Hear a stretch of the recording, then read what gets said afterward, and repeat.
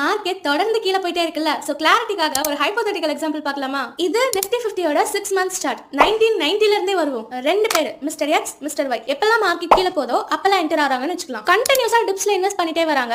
ஆனா 2011ல மிஸ்டர் எக்ஸ்க்கு ஒரு டவுட் வந்துருச்சு. அது என்னன்னா, இப்ப மார்க்கெட்ல எல்லாருக்குமே இருக்க ஒரு டவுட். அது அப்பவே அவருக்கு வந்திருக்கு. இத்தனை வருஷம் மார்க்கெட் மேலதான் வந்திருக்கு. ஆனா இப்ப மார்க்கெட் அதோட ஹைல இருக்கு. கண்டினியூஸா 2 தடவை மார்க்கெட் அதோட ஹையை தொட்டுட்டு கீழே விழுந்திருக்கு. 2007ல இருந்து இந்த வருஷம் 2011 வரைக்கும் பெருசா மார்க்கெட்ல எந்த growthமே இல்ல. இதுக்கு மேல மார்க்கெட் மேல போகும்னு எனக்கு தோணல. அதனால இத்தனை வருஷம் இன்வெஸ்ட் பண்ண எல்லாத்தையும் வித்துட்டு வெளியில வந்தரலாம் டிசைட் பண்ணிட்டு எக்ஸிட் ஆயிட்டாரு. ஆனா மிஸ்டர் ஒய் எந்த ஒரு ஒய் क्वेश्चंसும் கேட்காம சேம் பேட்டர்ன்ல மார்க்கெட் எப்பலாம் எக்ஸ்டர்னல் இம்பாக்ட்ஸ்னால கிராஷ் ஆகுதோ அப்பலாம் இன்வெஸ்ட் பண்ணிட்டு வராரு. இப்போ மிஸ்டர் ஒய் 2025ல இருக்காரு. மறுபடியும் மார்க்கெட் எக்ஸ்டர்னல் இம்பாக்ட்ஸ்னால கிராஷ் ஆயிருக்கு. இப்போ நீங்க சொல்லுங்க, மிஸ்டர் ஒய் இந்த சிச்சுவேஷன்ல என்ன டிசிஷன் எடுப்பாரு? அண்ட் அதுக்கு மார்க்கெட் இன்னும் 5-6 வருஷம் கழிச்சு எப்படி ரியாக்ட் பண்ண போகுது? இது ரெண்டுத்தையும் கமெண்ட்ல மென்ஷன் பண்ணுங்க. அண்ட் இதே மாதிரி நிறைய ஃபைனான்ஸ் பைட்ஸ்க்கு ஃபாலோ பண்ணிக்கோங்க.